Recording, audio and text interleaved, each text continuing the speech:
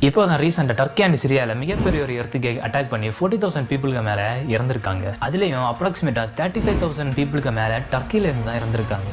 இது என்ன பிரமாதம்? இது விட பெசலைட் ஒன்று இருக்கு.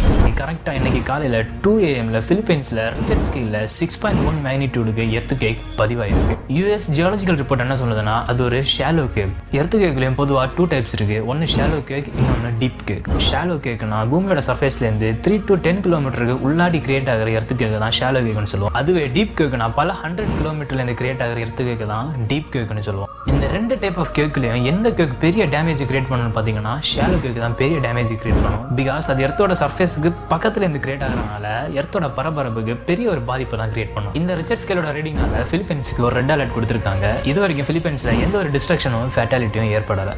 ஓகே, வெயிட் அண்ட் சீ. இந்த மாதிரியான டெய்லி இன்ஃபோஸ்க்கு இன்ஃபோடெல்ல ஃபாலோ பண்ணிக்கோங்க.